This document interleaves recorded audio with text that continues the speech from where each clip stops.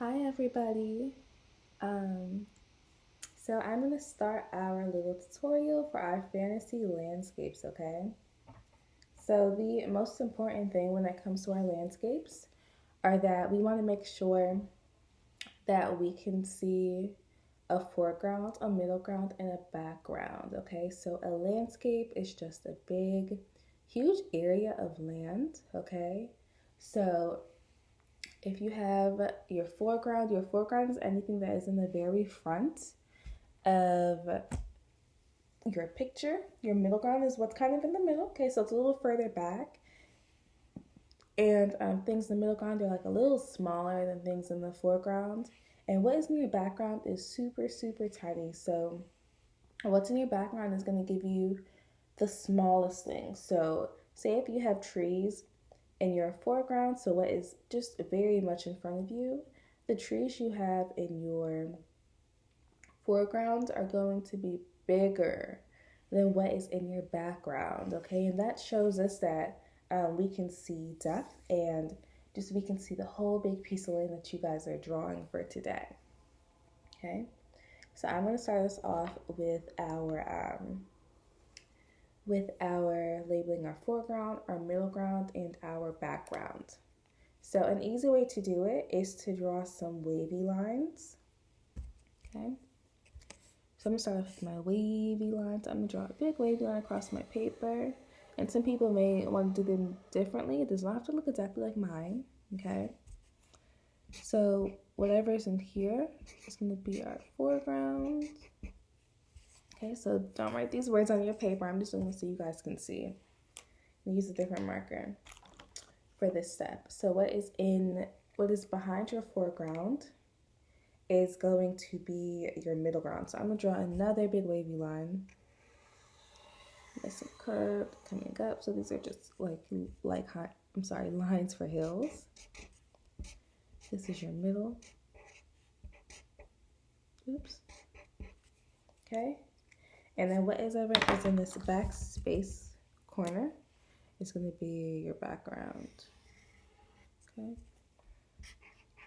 Because it's further back.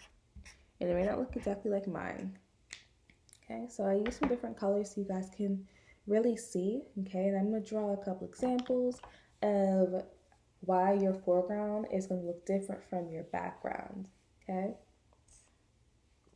So here in the foreground, say I want to have some trees, okay? So right now we're focused on fantasy landscapes, okay? So what if I want to have trees that, have popcorn? Hopefully, let me show you guys what that will look like. I think it'll be cool. Okay, so I'm gonna draw some really big trees. Figure out, do I want to put them down here, over here. Okay. So whatever's in the front is gonna be big. So I'm gonna go ahead and start outlining my tree. Okay.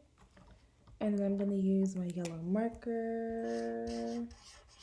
Don't see it too well.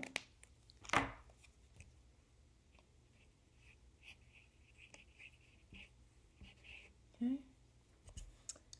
So I'll do another one over here.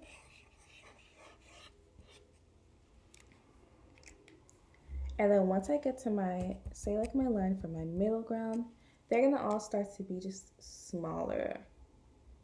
Okay. Smaller here. Okay. And then what's in the background is gonna be the smallest.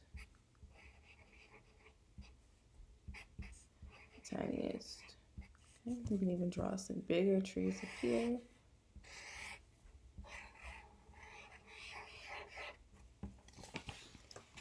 So these are our fantasy landscapes. So you don't have to draw normal trees. You can draw super wacky and vibrant and amazing trees if you want to.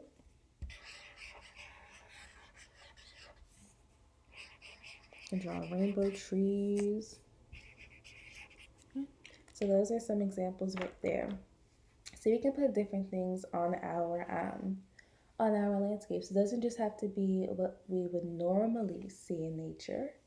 So I have my trees right here, but what if I want to add something really cool, something I really love? Okay, something different. Okay, so you can add food items, you can add anything around the house that you really like to your landscapes, that it really becomes your own landscape. So that would be very interesting. Okay, so what if I want to add, what do I love to do? What if I want to add a coffee mug because I love drinking tea?